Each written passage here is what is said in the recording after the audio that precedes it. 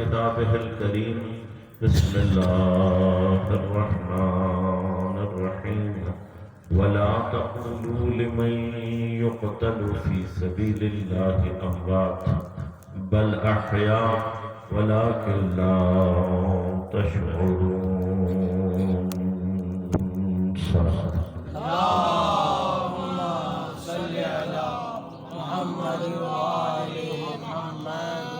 مومنین کرام، سامعین محترم، عزیزان گرامی قدر، عزیزان سید الشہداء، سن 1444 ہجری ماہ محرم الحرام عشر اولا کے لیے فلسفہ موت و حیات اور شہادت کے عنوان سے ہماری گفتگو کا سلسلہ جاری ہے۔ میں نے گفتگو کے لیے سرنامہ کلام کے طور پر سورہ مبارک بقرہ کی 154 نمبر آیت کو انتخاب کیا اور آپ کی خدمت میں تلاوت کا شرف حاصل کیا۔ پروردگار ارشاد فرما رہا ہے وَلَا تَقُولُوا، اور مت کہو لِمَن يُقْتَلُ فِي سَبِيلِ اللَّهِ، جو قتل ہو گیا اللہ کے راستے میں، اس کے لیے مت کہو۔ کیا مت کہو؟ امواتن، اس کو مردہ مت کہو، اس کے لیے موت کا لفظ استعمال مت کرو۔ اگر آیت یہاں پر آ کر توقف کرتی تو پھر توجیحات کا دروازہ کھل سکتا۔ خدا نے منع کر دیا، شاید اپنے راستے میں قتل ہونے کی وجہ سے پروردگار ان کے لیے خاص احترام کا قائل ہے اور نہیں چاہتا کہ ان کے لیے لفظ مردہ استعمال کیا جائے۔ لفظ مردہ استعمال نہ کیا جائے، کوئی اور لفظ استعمال کر دیا جائے۔ مر تو گئے ہیں لیکن کوئی اور لفظ استعمال کیا جائے، کیونکہ خدا ان کے لیے لفظ مردہ سننا نہیں چاہتا، نہیں چاہتا پروردگار کہ ان کے لیے مردہ کا لفظ استعمال کیا جائے۔ اس طرح کی بہت ساری توجیحات کی جا سکتی، لیکن پروردگار نے صرف لفظ استعمال کرنے سے منع نہیں کیا۔ بحث صرف یہاں تک نہیں ہے کہ ان کو مردہ کہنا ہے یا نہیں، پروردگار ان کے لیے اس لفظ کا استعمال چاہتا ہے یا نہیں، یہ بحث نہیں ہے۔ بل احیاء، بلکہ یہ زندہ ہیں۔ سبحان اللہ۔ اب تعجب کا مقام ہے، میں نے کل آپ کی خدمت میں عرض کیا تھا کہ جب کلام کسی حکیم کا ہو، جب کلام کسی علیم کا ہو، جب کلام کسی قدیر کا ہو اور اس کا ہدف انسانوں کی تا قیام قیامت ہدایت ہو، اور جب اس کے کلام کی کیفیت ہو یہ کہ اس کا ایک ظاہر ہو اور 70 اس کے باطن ہو، تو اس کلام سے سرسری طور پر گزرنا کلام کے ساتھ نہیں اپنے ساتھ ظلم ہے۔ سبحان اللہ، سبحان اللہ۔ جو کلام اتنا دقیق ہے، جس کلام کا اتنا زبردست ہدف ہے، جس کا متکلم اس قدر بعظمت ہے، اس کے کلام سے ہم سرسری گزر جائیں تو ہم اپنے اوپر ظلم کریں گے، ہم سرسری نہیں گزر سکتے۔ قسم غور کیجیے گا، آیہ کریمہ ایک مقام پر قتل کا اعتراف کر رہی ہے۔ لمن یقتل کا کیا معنی ہے؟ یقتل قتل سے نکلا ہے۔ اب اگر ہم کسی سے بھی یہ پوچھیں، دنیا کی کسی بھی ڈکشنری سے تعلق ہو، کسی بھی لغت سے تعلق رکھتا ہو، کوئی بھی زبان استعمال کرتا ہو، آیا قتل میں اور موت میں کوئی فرق ہے؟ واحد فرق قتل اور موت کے اندر جو تصور کیا جا سکتا ہے وہ صرف اتنا ہے کہ عرفی اعتبار سے اگر موت کی کوئی خاص وجہ اور سبب نہ ہو تو اسے موت کہتے ہیں، لیکن اگر اس قتل کا باعث اور سبب کوئی اور شخص بچ جائے تو یہی موت قتل کہتے ہیں۔ خدا نہ خواستہ کوئی شخص بیمار ہو جائے یا کوئی اور ایسی وجہ، یعنی ہمیں کوئی شخص نہ سمجھ میں آئے کہ جو باعث بنا موت کا، تو پھر یہ موت کہلاتی ہے۔ یعنی میں لفظ استعمال کروں، خود سے آ جائے تو موت ہے، اس کا کوئی سبب بن جائے تو قتل ہے۔ مثلا کسی کو مارنے کے لیے کوئی شخص اس کو کسی بیماری میں مبتلا کر لے، اب اگر یہ بیماری پھیلائی گئی ہے تو پھیلانے والے سارے کے سارے قاتل حساب ہوں گے، مرنے والے سارے کے سارے مقتول ہوں گے۔ انسان خود خدا نخواستہ کہیں سے گر جائے تو موت، اسے کوئی دھکا دے دے تو قتل۔ اب آیت اور کی جگہ آیت کیا کہہ رہی ہے؟ لمن یقتل۔ یہاں پر ایک بحث ہے ادبی اعتبار سے، میں زیادہ تفصیل میں نہیں جانا چاہتا لیکن اشارہ کرنا ضروری سمجھتا ہوں۔ پروردگار یہ نہیں کہہ رہا کہ ان کو کسی نے قتل کیا، یوں نہیں کہہ رہا کہ یہ قتل ہوئے ہیں، ان کو قتل کیا گیا ہے، یعنی ایک بحث ہے کہ بے قوت فاعل ہے یا بے قوت مفعول ہے۔ اللہ تبارک و تعالیٰ فرما رہا ہے یہ قتل ہو چکے ہیں۔ جو قتل کا معنی کیا ہے؟ مقتول ہیں، بس قتل صرف کرتا ہے۔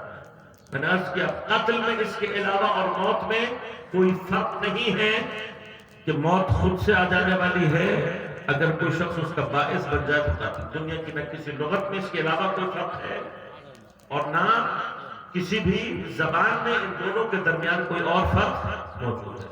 لہذا قتل برابر ہوتا ہے موت کے، صرف فرق کیا ہے؟ میں نے عرض کیا تو خود سے آ جائے موت، جو کسی کی وجہ سے آئے قتل۔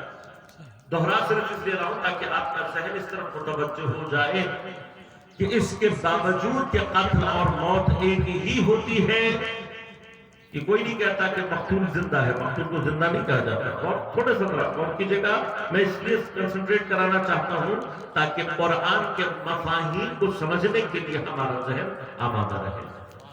سبحان اللہ۔ مرحلہ یہ ہے کہ دیکھیے اگر کسی شخص کو کسی نے، قاتل کون ہوتا ہے؟ اسے کہتے ہیں جو کسی کو مارے۔ مقتول کون جو مر گیا؟ کیسے؟ فرض کیجئے کہ ضربت سے مرا۔ بعض اوقات مارنے والے کی ضربت شدید ہوتی ہے، ہو سکتا ہے کہ کوئی شخص کسی کی سر سے لے کر پیر تک تمام ہڈیاں توڑ دے۔ اتنی شدید چوٹوں کے باوجود اگر اس کی روح اور بدن کا رابطہ باقی ہے، مارنے والے کو کوئی قاتل نہیں کہے گا، مار کھانے والے کو کوئی مقتول۔ بعض اوقات زیادہ مار نہیں ہوتی، چوٹ زیادہ نہیں ہوتی، اثر شدید ہوتا ہے۔ ایک ہی چوٹ ماری تھی، سر پر لگی، بندہ کومے میں چلا گیا۔ اب یہ جو کومے میں پڑا ہوا شخص ہے، اس کے اندر زندگی صرف سانس لینے کی حد تک باقی ہے اور زندگی کا کوئی اثر اس سے ظاہر نہیں ہو رہا۔ اس کو زبردستی زندہ رکھا جا رہا ہے۔ اگر اس کو بیڈ سے ہٹا دیا جائے، کومے میں پڑے ہوئے شخص کا اگر خیال نہ رکھا جائے، کچھ دنوں کے اندر مر جائے گا۔ جو اپنی حیات اور اپنی زندگی کے لیے دوسروں کا محتاج ہے، لیکن جب تک یہ روح اور بدن کا رابطہ باقی ہے، وہ قاتل نہیں کہلائے گا، کہ مقتول نہیں کہلائے گا۔ سبحان اللہ، سبحان اللہ۔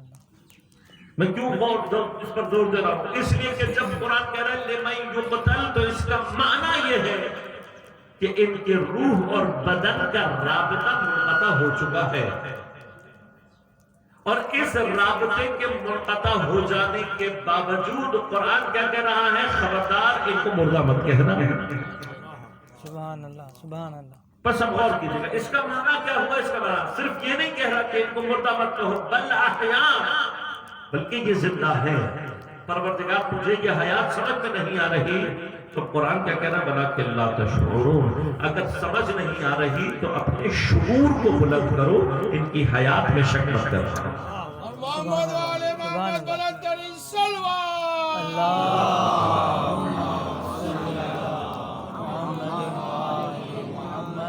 تمہیں حیات سمجھ میں نہیں آ رہی تو اپنے شعور اور ادراک کو بلند کرو، ان کی حیات میں شک نہ کرنا۔ لہذا اب قرآن کی اس آیت کے اجمال سے ہی، ابتدا میں ہی گفتگو سے ہمیں ایک بات یہ سمجھ میں آئی کہ حیات کا کوئی مرحلہ ایسا ہو سکتا ہے جو ہمارے شعور اور ادراک سے بالا تر ہو۔ پاسبل ہے یا نہیں؟ قرآن نے اشارہ کیا کہ ہے۔ وَلَٰكِن لَا تَشْعُرُونَ سے مراد کیا ہے؟ وَلَٰكِن لَا تَشْعُرُونَ سے ہرگز مراد یہ نہیں ہے کہ تم ان کی حیات کو درک نہیں کر سکتے۔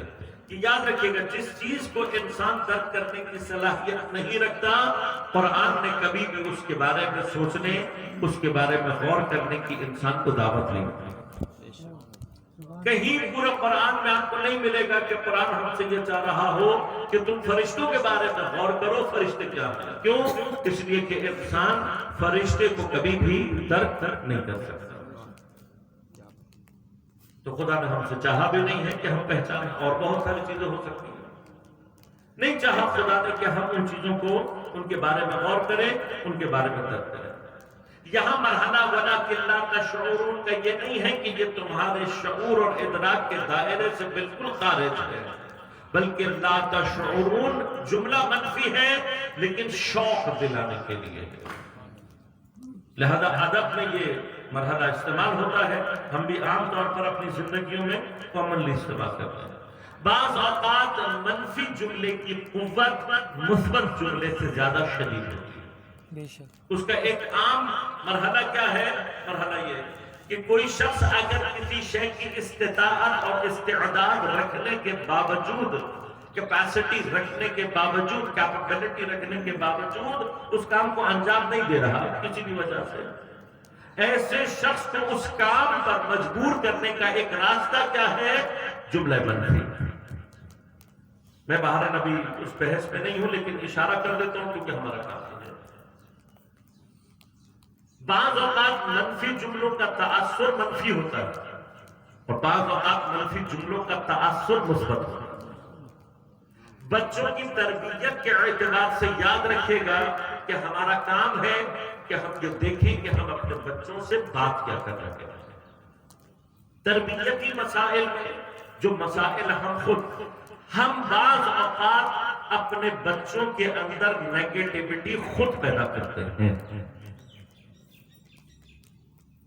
ہم یہ سمجھتے ہوں کہ ہم منع کر رہے ہیں بچوں کو, لیکن ہم وہ منع نہیں کر رہے ہوتے, ہم اسی چیز کی طرف بچوں کو متوجہ کر رہے ہوتے ہیں.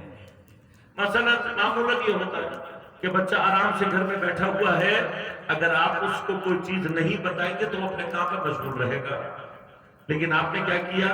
جاتے جاتے اسے کہتے کہ شرارت مت کرنا. آپ اپنی سمجھ میں یہ سمجھ رہے ہیں کہ آپ نے اس کو کہا ہے شرارت مت کرنا. نہیں, جو اس کی ذہن کی کیفیات ہے اس میں اس کو نہیں سمجھ میں نہیں آئے گا, شرارت سمجھ میں آ جائے گا.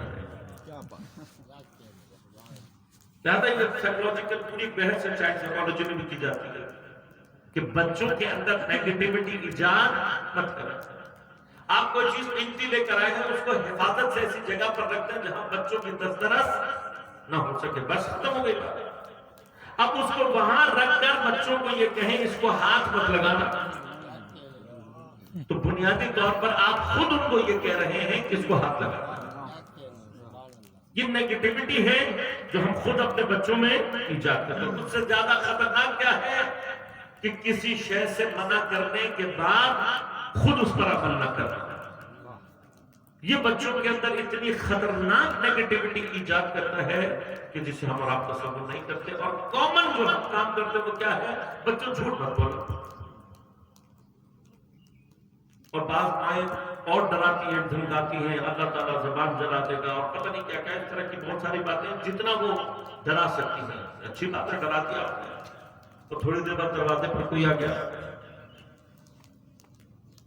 اب وہی تو جھوٹ بولنے سے ڈرا رہا تھا, وہی اپنے بچے سے کیا کہہ رہا ہے؟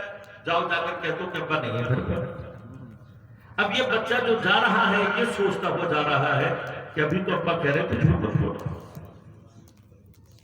لہذا یاد رکھیں, قرآن کی بہت ساری آیات جو یہ کہتی ہیں کہ کچھ لوگ ہیں جو قرآن کی آیات کا استہزاء کرتے ہیں, مذاق اڑاتے ہیں, تمسخر کرتے ہیں, ہم سمجھتے ہیں کہ یہ کوئی اور ہے, جبکہ بعض اوقات وہ آیات کا مذاق اڑانے والا کوئی اور نہیں ہوتا, ہم خود ہوتے ہیں. ہم ایک طرف اپنے بچوں کو خدا کے عذاب سے ڈرا رہے ہیں اور دوسری طرف خود وہ سارے اعمال کر رہے ہیں جو باقی سے عذاب ہو سکتے ہیں. اس سے زیادہ خدا کے عذاب کا مذاق اڑانا کوئی اور طریقہ نہیں ہے. لہذا یہ نیگیٹیوٹی ایجاد کرتا ہے. لیکن کسی مقام پر نیگیٹو جملہ نیگیٹو ہوتا ہے, اس کا امپیکٹ پازیٹو ہوتا ہے. مثلا آپ کا بچہ ہوم ورک نہیں کر رہا, کر سکتا ہے نہیں کر رہا, یا ہینڈ رائٹنگ اچھی کر سکتا ہے نہیں کر رہا. ایک راستہ کیا ہے کہ آپ اس کے اندر شوق ایجاد کرنے کے لیے یہ کہیں کہ تم یہ نہیں کر سکتے. تو اگر آپ طریقے سے آگے بڑھے اور اس کے اندر آپ نے شوق ایجاد کر دیا تو اب وہ آپ کو غلط ثابت کرنے کے لیے وہ کام کر کے دکھا دے گا. یہاں پر یہ نیگیٹو جملہ ہے جو پوزیٹیوٹی ایجاد کر رہا ہے. یہ جو قرآن نے کہا ہے وَلَٰكِن لَا تَشْعُرُونَ، اس کا مخاطب کون ہے؟ انسان. کون انسان ہے؟ جن کو قرآن نے سب سے زیادہ عقل استعمال کرنے کی دعوت دی ہے، جن کو قرآن نے سب سے زیادہ شعور اور ادراک کو استعمال کرنے کی دعوت دی ہے. کبھی کہتا ہے افلا یتفکرون، کبھی کہتا ہے افلا تتفکرون، کبھی کہتا ہے افلا یتدبرون، کبھی کہتا ہے کہ افلا تعقلون. تم اپنی عقل استعمال کیوں نہیں کرتے؟ تم تفکر کیوں نہیں کرتے؟ تم تدبر کیوں نہیں کرتے؟ تو جو بار بار ہمیں متوجہ کر رہا ہے اس بات کی طرف کہ اپنی عقل، اپنا شعور، اپنی ادراک، اپنے فکر کو استعمال کرو، وہ قرآن اس مقام پر نفی جملے کے ذریعے سے یہ نہیں کہہ رہا کہ تم سمجھ نہیں سکتے، بلکہ اس نفی جملے کو استعمال کر کے خدا بظاہر انسانوں کو شوق دلا رہا ہے. تمہارے اندر قابلیت ہے، تم کر سکتے ہو. وَلَٰكِن لَا تَشْعُرُونَ کا معنی یہ نہیں ہے کہ یہ حیات تمہارے شعور اور ادراک کے دائرے سے باہر ہے، لیکن تمہیں ذرا سا اپنے شعور اور ادراک کو بالا لانا ہوگا، ذرا سا اپنے شعور اور ادراک کے دائرے کو بڑھانا ہوگا. اس کے اندر تم نے تھوڑی سی وسعت پیدا کرنی ہوگی. لہذا جو کوئی بھی اپنے شعور اور ادراک کو بڑھاتا ہے وہ خود بخود ان معارف کی طرف متوجہ ہو جاتا ہے جن کی طرف عام انسان متوجہ نہیں ہو سکتا. یاد رکھیے گا یہی مقام ہے جس کو پروردگار سورہ مبارک کے قدر میں اشارہ کر کے یہ کہتا ہے اِنَّا أَنزَلْنَاهُ فِي لَيْلَةِ الْقَدْرِ. بات حقیق ہم نے قرآن کو لیلۃ القدر میں نازل کرنا. پھر کیا فرماتا ہے وَمَا أَدْرَاكَ مَا لَيْلَةُ الْقَدْرِ. تمہیں کیا معلوم کہ لیلۃ القدر کیا ہے؟ اب اس یہ جو مقام ہے کہ تمہیں کیا معلوم لیلۃ القدر کیا ہے، اس سے مراد یہ نہیں ہے کہ انسان میں لیلۃ القدر کو درک کرنے کی صلاحیت نہیں ہے. صلاحیت ہے، تھوڑی سی بیداری کی ضرورت ہے. اب شب قدر میں ہم یہ سمجھتے ہیں کہ شاید آنکھوں کی بیداری کا ثواب ملنا ہے، جبکہ خدا آنکھوں کی بیداری کے ثواب کی بجائے روح کی بیداری کی طرف متوجہ کرنا چاہتا ہے، اپنے شعور کی بیداری کی طرف متوجہ کرنا چاہتا ہے. لہذا اپنی جگہ ایک بحث ہے کہ شب قدر کو آیا، جیسا کہ ہمارے ہاں بعض برادران اہل سنت کا یہ عقیدہ ہے، وہ یہ کہتے ہیں کہ پیغمبر کو اللہ نے بتایا تھا، پیغمبر بھول گئے. دو صحابی آپس میں لڑ رہے تھے مثلا، اب میں باہر گفتگو نہیں کرنا چاہتا ہوں کہ اگر دو صحابی آپس میں لڑ رہے تھے تو آپ ہمیں بتائیں کہ کس کی اقتدا کریں تاکہ ہدایت پا جائے. لہذا مرحلہ کیا ہے کہ یہ جو دو لڑ رہے تھے پیغمبر بھول گئے. کیا واقعاً لیلۃ القدر اس قدر عام سا مفہوم ہے کہ پیغمبر جیسی ذات کہ جو ہمیں اس مقام تک پہنچانے کے لیے آئی ہے اسے بھول جائے؟ لہذا اپنی جگہ عصمت کی بحثوں میں یہ بحث موجود ہے کہ پیغمبر کو اللہ تبارک و تعالیٰ نے معصوم کو خلق ایسا کیا ہے کہ وہ ہزیان اور نسیان اور اس طرح کے تمام جتنے بھی عیوب ہیں ان سے پاک ہے. بحث یہ نہیں ہے، بحث یہ ہے کہ پروردگار آیا خود شب قدر کو بیان کرنا چاہتا ہے یا نہیں. اگر خود خدا چاہتا ہو کہ شب قدر چھپی رہے، خود خدا یہ چاہتا ہو کہ نہ بیان کیا جائے کہ کون سی شب خاص طور پہ شب قدر ہے، تو بعض اوقات چھپانے کا اپنا ایک فلسفہ ہوتا ہے، اور وہ فلسفہ یہی ہوتا ہے عام طور پر کسی کو تشویق دلانی ہو، شوق دلانا ہو تو ایک راستہ چھپانے میں بھی ہے. مثلا جتنے بھی آپ کمپٹیشنز کرتے ہیں، بہت سارے کھیلوں میں کیا کیا جاتا ہے، انعام کو چھپا دیا جاتا ہے. یہ انعام کا چھپا ہوا ہونا ہی ڈھونڈنے والے کے اندر شوق پیدا کرتا ہے. اب جتنا قیمتی آپ کا انعام ہوگا اتنے ہی شوق سے تلاش کرنے والا اسے تلاش کرے گا. لہذا خدا نے کہا وَمَا أَدْرَاكَ، تمہیں نہیں معلوم کہ شب قدر کیا ہے، تو اب میں تمہیں بتاتا ہوں کہ شب قدر کیا ہے. لیلۃ القدر خیر من الف شہر. یہ رات 1000 راتوں سے بہتر، کتنی بہتر ہے اس کا اندازہ نہیں بتایا کہ کم از کم 1000 سال۔ اب اگر انسان 1000 مہینے، اگر انسان بیٹھ کر حساب کتاب لگائے کہ 1000 مہینے اندازاً کتنے بنتے ہیں، تو پہلی بات تو اس کو سمجھ میں آتی ہے وہ یہ کہ کم از کم میری ایک پوری عمر ہے جو کم از کم اس 1000 سال کے اندر، اس 1000 مہینے میں موجود ہے۔ اب اس سے یہ کتنی بہتر ہے اس کا اللہ نے اندازہ نہیں بتایا، لیکن کم از کم میں اندازہ کیا ہے، ایک پوری عمر انسان ہے جس کا ثواب اس سے بہتر ہے۔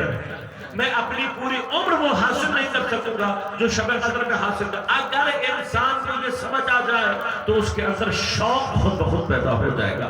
یہ شوق اللہ کس لیے پیدا کرنا چاہتا ہے؟ تاکہ انسان کی روح بیدار ہو۔ اور محمد والے محمد بلندری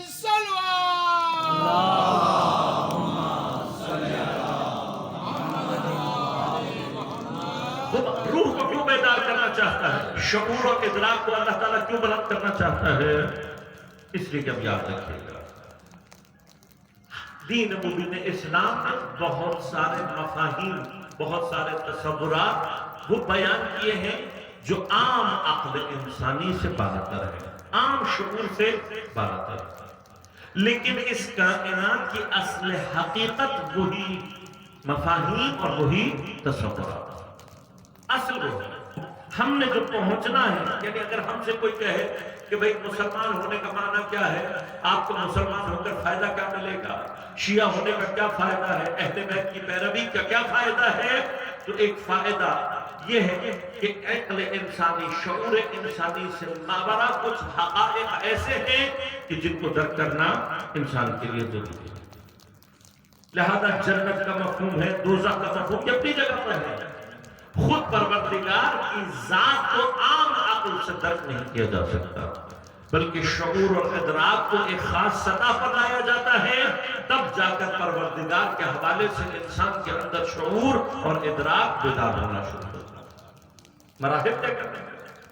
نبوت کے، امامت کے بہت سارے مقامات ایسے ہیں، معارف کی پوری دنیا ہے، عالم ملکوت ایک پوری بحث ہے۔ ان تمام مقامات کو درک کرنے کے لیے انسان کو اپنے شعور کو ترقی دینا ہوگی۔ لہذا اب قرآن کی ایک ٹیکنیک کیا ہے؟ قرآن کی ایک ٹیکنیک یہ ہے کہ قرآن ہمارے عام مفاہیم کو چیلنج کرتا ہے تاکہ انسان کے اندر بیداری کی ایجاد ہو۔ اب ان میں سے ایک عام مفہوم کیا ہے؟ ایک عام مفہوم یہ ہے کہ ہم یہ سمجھتے ہیں کہ قتل کا معنی ہے مر جانا، جیسا میں نے ابھی ابتدا میں آپ کی خدمت میں عرض کیا، قتل یعنی موت۔ لیکن خدا کیا کہہ رہا ہے؟ کہہ رہا ہے کہ نہیں، سارے مقتول نہیں، جو اللہ کی راہ میں قتل کر دیے جائیں، خبردار ان کو مردہ مت کہنا، بل احیاء، بلکہ یہ زندہ ہے۔ لہذا اب میں ایک مرحلہ آپ کی خدمت میں پیش کر رہا ہوں، اور پھر یہیں سے انشاءاللہ کل گفتگو کا آغاز کروں گا کہ آیا واقعاً کیا حیات کا کوئی مرحلہ ایسا ہو سکتا ہے جو انسان کی عام عقل و شعور سے بالاتر ہو، اور اگر بالاتر ہو تو کیا کوئی راستہ ہمارے پاس ایسا ہے کہ ہم وہ عقل اور شعور کا مرحلہ اس تک پہنچے اور اس حیات کو درک کر سکیں؟ کوئی مثال ایسی ہے کہ آیا کوئی حیات ایسی ہو سکتی ہے، یا حیات کا کوئی ایسا مرحلہ ہو سکتا ہے کہ کسی شے میں حیات موجود ہو ہم اسے درک نہ کر سکیں؟ یہ پہلا مرحلہ، اور اگر ہے تو پھر اس کو درک کیسے کیا جا سکتا ہے؟ یہ دوسرا مرحلہ۔ تو انشاءاللہ دونوں کے جواب دوں گا۔ آج قرآن جہاں ہمیں چیلنج کر رہا ہے، جو ہمیں بیدار کرنا چاہتا ہے، اس کی طرف اشارہ کر رہا ہے۔ بس اب غور کیجیے گا، قرآن نے ہر مقتول کے لیے نہیں کہا، بلکہ کیا کہ مقتول فی سبیل اللہ۔ اب مثال لیجیے کہ آپ کی ہی بارگاہ میں مثلا یہاں پر غسل خانہ ہے، نماز کا، غسل کا، ان کا انتظام موجود، یہاں پر 2 جنازے لا کر رکھ دیے جاتے ہیں، 2 جنازے ہیں، دونوں جنازوں کو لا کر یہاں رکھ دیا گیا، اور دونوں ہی مقتول ہیں۔ یہ بھی فرض کر لیجیے کہ دونوں کو ایک ہی وقت میں ایک ہی طریقے سے قتل کیا گیا ہو۔ مثلا روز جمعہ شام کو 5 بجے دونوں کو ہی سر میں گولی لگی ہو، جس سے دونوں کا انتقال ہو گیا۔ اب ڈاکٹر کیا کرے گا؟ ڈاکٹر لکھ کر دے دے گا آپ کو اور مجھے کہ بھئی یہ دونوں شام 5 بجے سر میں گولی لگنے سے ان کی ڈیتھ واقع ہے۔ بس ڈاکٹر نے ہمیں بتا دیا، ہم نے بھی یقین کر دیا یہ کیا ہے، مر چکا۔ اچھا جب یہ دونوں جنازے آئیں گے، اگر آنے کے بعد یہ پتہ لگے دونوں ہی جنازے صرف یہ پتہ لگے کہ ان میں سے ایک شخص کو سر میں گولی لگی کوئی حرام کام کرتے ہوئے، مثلا چوری کر رہا تھا، ڈاکہ ڈال رہا تھا، ناموس کی طرف پر تجاوز کر رہا تھا، کچھ کی طرف حرام کام کر رہا تھا اور اس کے دوران اس کو سر میں گولی لگ گئی، مر گیا۔ دوسرا وہ آدمی ہے کہ جس کے بارے میں پتہ لگے کہ اس کے سر میں گولی لگی ہے کسی واجب کام کے اندر، مثلا حرم اہل بیت کا دفاع کرتے ہوئے، جہاد کرتے ہوئے اس کے سر میں گولی لگی۔ اب یہ جو دونوں جنازے ہمارے پاس موجود ہیں، دونوں کو ایک ہی طرح سے قتل کیا، ایک ہی وقت پر دونوں کا انتقال واقع ہوا، کیا آپ ان دونوں جنازوں میں کوئی فرق کر سکتے ہیں؟ کوئی ہے ایسا جو دونوں جنازوں میں فرق کر سکتے ہیں؟ اچھا آپ کریں گے کیا؟ ہم کریں گے کیا؟ جب جنازے آئیں گے ہم دونوں ہی جنازوں کو غسل دے کر، دونوں کو ہی کفن دے کر، دونوں ہی کی نماز پڑھ کر دونوں کو ہی دفنا۔ ایسے ہی جس نے گناہ کرتے ہوئے فرض کرے قتل ہو گیا ہے، کافر تو نہیں، بلاخر مسلمان، اس نے حرام کام انجام دیا، اس کے دوران قتل ہو گیا، یہ اس کے خدا کا معاملہ ہے۔ ہمارے اوپر تو فرض کیا ہے کہ گرچہ اس نے حرام کام انجام دیا تھا، ہم نے اس کو غسل و کفن دے کے نماز پڑھ کر دفنا، دونوں کو دفنا کرنا، دونوں کو دفنا کرنا، کوئی فرق ہے جنازوں میں؟ کوئی فرق نہیں۔ لیکن این اس مرحلے میں قرآن کی آیت آ کر ہم سے کہہ رہی ہے، خبردار وہ والا نہیں، یہ جو میرے راستے میں مارا گیا ہے، یہ جو جہاد کرتے ہوئے مارا گیا ہے، قتل ہوا ہے، خبردار اس کو مردہ مت کہنا، یہ زندہ ہے۔ سبحان اللہ، سبحان اللہ۔ اب مجھے بتائیے، میں آپ سے کہہ رہا ہوں، پوچھ رہا ہوں، سوال کر رہا ہوں کہ ان دونوں جنازوں میں کوئی فرق ہے؟ کیا آپ ان کے ساتھ جو سلوک کریں گے اس میں کوئی فرق نہیں؟ دونوں کو ہی دفنا دیا جائے گا۔ لیکن خدا کیا کہہ رہا ہے؟ کہہ رہا ہے یہ جو میرے راستے میں مارا گیا ہے، یہ جو جہاد کرتے ہوئے مارا گیا، خبردار اس کو مردہ پروردگار نہیں کہوں گا مردہ، لیکن یہ جو تو کہہ رہا ہے بل احیاء، یہ زندہ ہے، تو مجھے کیسے سمجھ میں آئے گا کہ یہ زندہ ہے یا نہیں؟ اب قرآن اسی مرحلے کو چیلنج کر رہا ہے اور یہیں پر کہہ رہا ہے کہ لا تشعرون، یہ زندہ ہے لیکن تمہیں اس کی حیات کا شعور اور ادراک نہیں ہے۔ یعنی کیا؟ اگر اس کی حیات کو درک کرنا چاہتے ہو تو اپنے شعور کو بلند کرنا ہوگا۔ لیکن اب مرحلہ صرف یہ ہے عزیزان من کہ میں پہلا سوال یہ کروں کہ آیا ممکن ہے کہ کسی جگہ پر کسی شے کے اندر حیات ہو اور انسان اس حیات کو درک نہ کر سکے؟ ممکن ہے یا نہیں؟ یہ پہلا سوال ہے۔ بعد کا سوال یہ ہوگا کہ اگر ایسا ممکن ہے تو اس حیات کے مرحلے کو درک کرنے کا راستہ کیا ہے؟ انسان کیا کرے کہ اس مرحلے میں داخل ہو کہ جہاں اس حیات کو درک کر سکے؟ ایک مرتبہ بلند آواز سے درود پڑھیے۔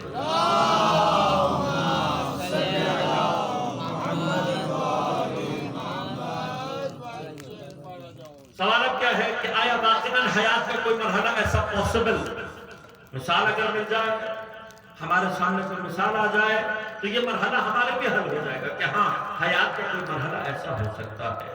انشاءاللہ تفصیلات حیات کے حوالے سے کل آپ کی خدمت میں عرض کروں گا۔ لیکن اب اگر ہم آ کر سائنسدانوں سے بھی پوچھیں کہ بھئی آپ ہمیں بتائیے کہ حیات کے کچھ مراحل ہیں یا نہیں، تو سارے جتنے بھی سائنٹسٹ ہیں وہ کیا کہتے ہیں؟ وہ کہتے ہیں جی بالکل ہے۔ حیات ابتدا کرتی ہے سنگل سیلولر آرگینزم سے، وہ آرگینزمز جو اتنے چھوٹے ہوتے ہیں کہ انسانی آنکھ سے دکھائی نہیں دیتے، بیکٹیریاز ہیں، وائرسز ہیں جو انسان کو اپنی آنکھ سے دکھائی نہیں دیتے۔ اب یہ جو انسان کو اپنی آنکھ سے دکھائی نہیں دیتے، یہ آرگینزمز جن کو سنگل سیلولر آرگینزم یا یونی سیلولر آرگینزم کہا جاتا ہے، وہ کہتے ہیں حیات یہاں سے شروع ہوتی ہے۔ یہاں سے ترقی کر کے یہ حیات آتی ہے ملٹی سیلولر، جس میں مشہور ترین جو آرگینزم ہے وہ فنگس ہے، کائی ہے۔ فنگس ہے جو آج کل بارش کے بعد تقریباً اکثر گھروں میں نظر آتا ہے۔ کھانا اگر آپ فریج میں نہ رکھیں تو جو پھپھوڑی اس کے اوپر آ جاتی ہے وہ کیا ہے؟ Multi cellular. انشاءاللہ تفاصیل بھی کچھ ہے، عرض کروں گا آپ کی خدمت۔ کہ اس سے زیادہ ترقی کرتی ہے تو پودوں کی صورت میں ظہور کرتی ہے، اور جب حیات سب سے زیادہ طاقتور انداز سے ظہور کرتی ہے تو حیات حیوانی کی شکل میں اینیملز کی صورت میں ظہور کرتی ہے۔ کم از کم یہ 4 درجے یا مرحلے حیات کے سائنسدانوں نے بیان کیے ہیں۔ اب انہی حیات کے مرحلوں میں ایک مرحلہ پودوں میں کہ جس کی حیات انسانوں سے کمتر ہے، حتی نیچے کی جو حیات کے مراحل ہیں وہ اس میں مختلف مقامات پر اس بات کو درک کیا جا سکتا ہے کہ جاندار اشیاء میں ہمارے پاس زندگی کی تعریف سائنس میں کوئی نہیں ہوتی. آپ جا کر تلاش بھی کر لیں تو آپ کو کوئی سائنٹیفک ڈیفینیشن آف لائف نہیں ملے گی. جو سائنس کے نے ہمیں بتایا ہے حیات کے بارے میں وہ کچھ آثار ہیں. وہ کہتے ہیں کہ یہ 4 یا 5 صفات یا پراپرٹیز ہیں، یہ اگر کسی چیز میں سے ظاہر ہو رہی ہے تو وہ جاندار اور زندہ ہے، اور اگر یہ ظاہر نہیں ہو رہی تو وہ کیا ہے؟ بے جان ہے، نان لیونگ ہے، مردہ ہے. اب وہ علامات کیا ہیں؟ کیا چیز جو جاندار ہوتا ہے وہ سانس لیتا ہے، جاندار غذا کو جذب کرتا ہے، جاندار گرو کرتا ہے، اس کے اندر رشد نمو ہوتی ہے، جاندار تولید نسل کرتا ہے، ریپروڈکشن کرتا ہے، اور جاندار حرکت کر سکتا ہے. اب یہ 5 صفات سائنسدان کیا کہتے ہیں؟ وہ کہتے ہیں یہ 5 صفات ہیں، ان میں سے کوئی ایک بھی کسی شے سے اگر ظاہر ہو جائے تو وہ جاندار اور زندہ ہے، اور اگر یہ کوئی ایک صفت بھی ظاہر نہیں ہو رہی تو وہ بے جان ہے، نان لیونگ ہے، مردہ ہے. اب ہم سے جو حیات کا تقاضا کیا جاتا ہے، ہم جو حیات کو سمجھتے ہیں، ہم اسی دائرے کے اندر حیات کو تلاش کر رہے ہوتے ہیں جو حیات کا ایک نہایت محدود اور ناقص تصور ہے، اور بعض کیفیات میں حیات کا ایک غلط تصور ہے. انشاءاللہ سر وقت پہنچ کر آپ کو تفصیل سے عرض کروں گا کہ دین ہمیں حیات کی کیا تعریف دیتا ہے اور حیات سے معنی دین میں کیا. اب مرحلہ صرف یہ ہے، میں اگر تھوڑی سی دیر کے لیے سائنس کی اسی کیفیت کو اپنے لیے قبول کر لوں کہ اچھا ٹھیک ہے یہی بات ہے، کیا ہر جاندار سے یہ سب کچھ ظاہر ہوتا ہے؟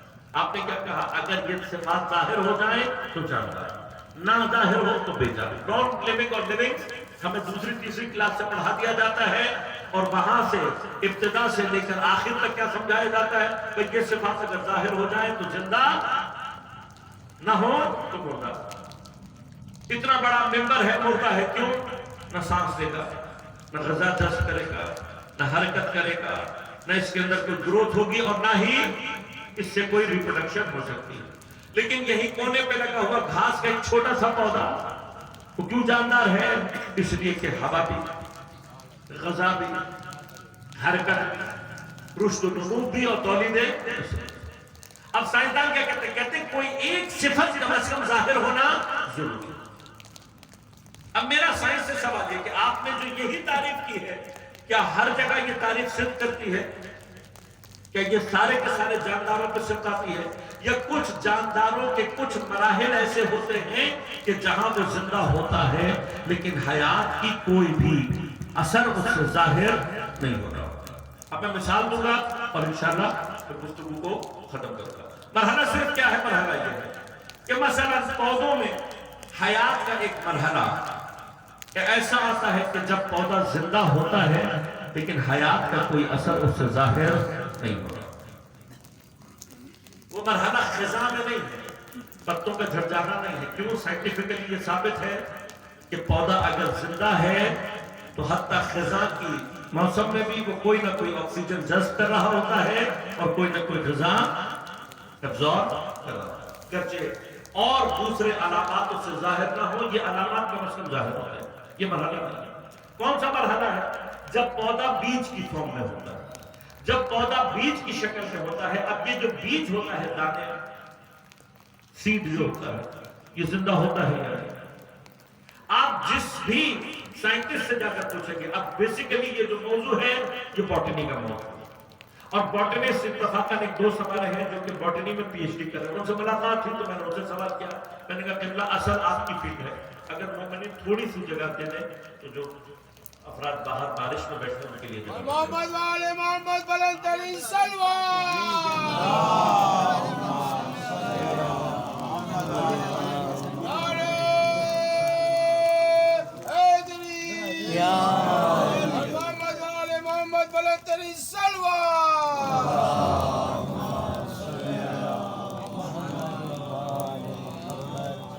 بھارت میں بارش اور آپ کو زیادہ نہیں بڑھاؤں گا، کوشش کروں گا کہ مطلب کو جلد از جلد سمیٹ کر کسی مقام تک پہنچاؤں اور انشاءاللہ زحمت کو متمام کروں. بس توجہ کیجیے گا. مرحلہ کیا ہے؟ مرحلہ یہ کہ بیج کے اندر حیات ہوتی ہے یا نہیں. میں نے ان سے سوال کیا تو کہنے لگے کہ آقا اس کو ہم اپنی اصطلاح میں لفظ استعمال کرتے ہیں وائبلٹی کا، یعنی ہر بیج کی ایک وائبلٹی ہوتی ہے، جب تک اس کی وائبلٹی باقی ہے وہ زندہ ہوتا ہے. اس دوران اگر آپ نے اس کو دفن کر دیا، دبا دیا، اس سے پودا نکل آئے گا. لیکن اگر وائبلٹی ختم ہو جائے، گزر جائے، تو پھر اس کے بعد کوئی بھی بیج سے پودا نہیں نکال سکتا. اب مختلف بیجوں کی مختلف وائبلٹی ہے، کوئی 6 مہینے، کوئی سال، کوئی 2 سال تک زندہ رہتا ہے. اب میرا سوال صرف اتنا یہ ہے، اگر فرض کریں کہ گندم کا بیج ہے جس کی 2 سال تک وائبلٹی رہتی ہے، 2 سال کے اندر بیج کو بو دیا، پودا نکل آئے گا. لیکن 2 سال کے بعد دنیا کی کوئی طاقت اس سے پودا نہیں نکال سکتی. اب اگر میں آپ کے سامنے 2 بیج لا کر رکھ دوں، ایک بیج 1.5 سال پرانا ہو اور ایک بیج 2.5 سال پرانا ہو، یعنی ایک کی وائبلٹی باقی ہو، دوسرے کی ختم ہو گئی ہو، اور میں آپ سے دنیا کے کسی بڑے سے بڑے سائنسدان سے آ کر یہ کہوں کہ ان دونوں بیجوں میں مجھے فرق کر کے بتا دو زندہ بیج کون سا ہے اور مردہ بیج کون سا ہے، تو میں آپ کو چیلنج کر رہا ہوں، دنیا کا کوئی سائنسدان آ کر نہیں بتا سکتا. اب جو قرآن پر آ کر اعتراض کر رہا ہے کہ یہ دونوں ہی تو مردہ ہیں، اور ہم نے کیسے کہہ دیا کہ یہ والا زندہ ہے وہ والا مردہ ہے، تو میں کہوں گا یہ بعد میں آ کے کرنا ہے. پہلے مجھے 2 بیجوں جن کے اوپر تمہیں خود یقین ہے کہ ان میں سے ایک زندہ ہے، دوسرا مر چکا ہے، اگر تمہارے اندر واقعاً استعداد ہے تو آ کر یہ بتا دو کہ ان دونوں میں سے زندہ بیج کون سا ہے، مردہ. تو جو 2 بیجوں کے درمیان اس ایمان کے ساتھ جو سے یقین ہے کہ ایک زندہ ہے، فرق کر کے نہیں بتا سکتا، تو وہ یہ کیسے بتائے گا کہ کون سا مخلوق زندہ ہے اور کون سا مر چکا ہے. محمد بلند ترین سلوات.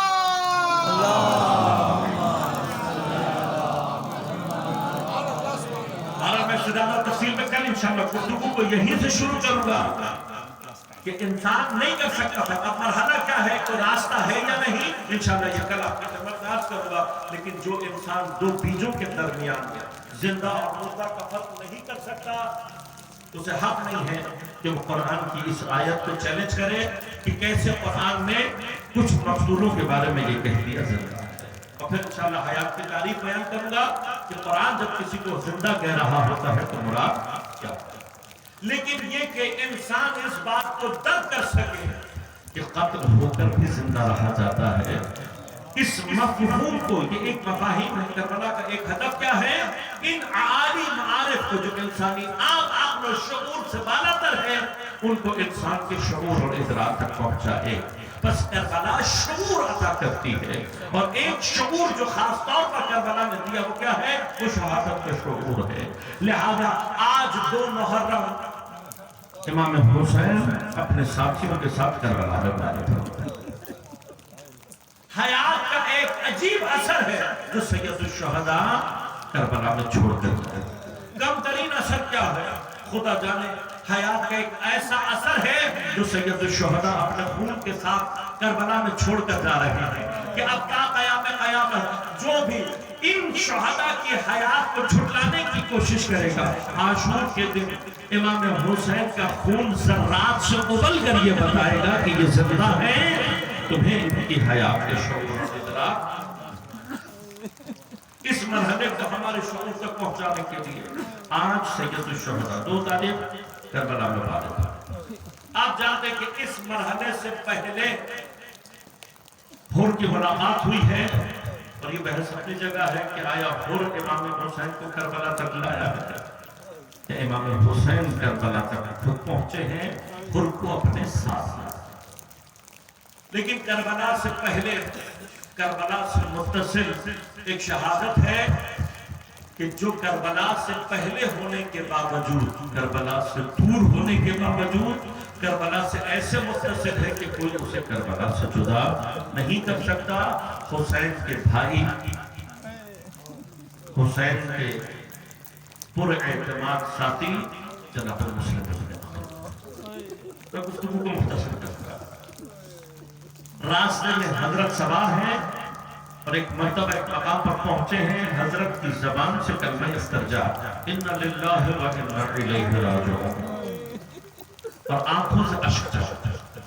حضرت عباس کی نگاہ پڑی، اپنے گھوڑے کو حضرت کے گھوڑے کے نزدیک لائے، کمال احترام کے ساتھ پوچھا، مولا اس وقت کلمہ استرجاع انا للہ پڑھنے کی وجہ برداشت نہیں ہوتا امام حسین.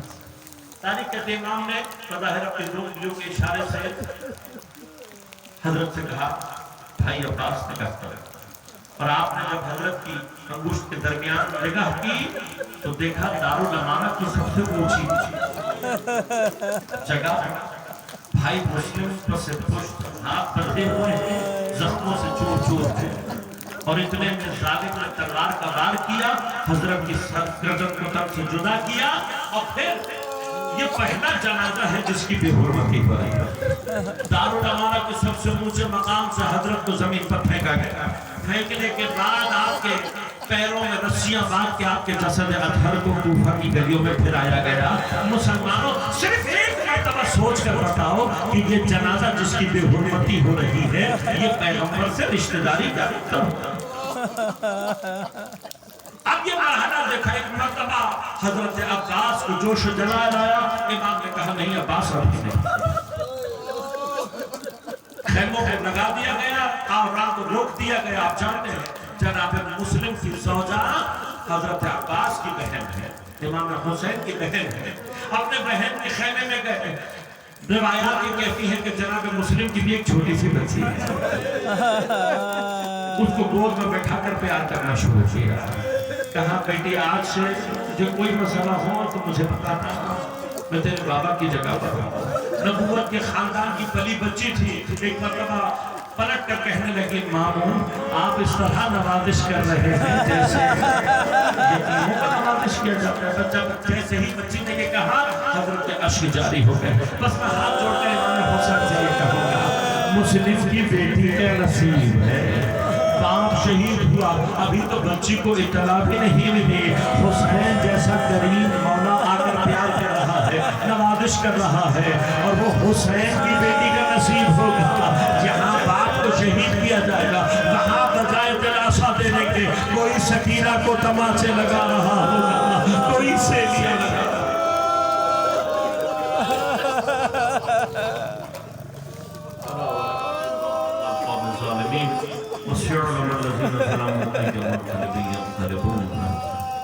ہماری عبادت کو اپنی بارگاہ میں قبول و منظور فرما. امام زمان علیہ السلام کو ظہور میں تعجیل فرما.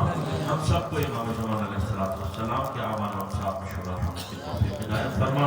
ربنا تقبل منا انک انت السمیع العلیم برحمتک یا ارحم الراحمین.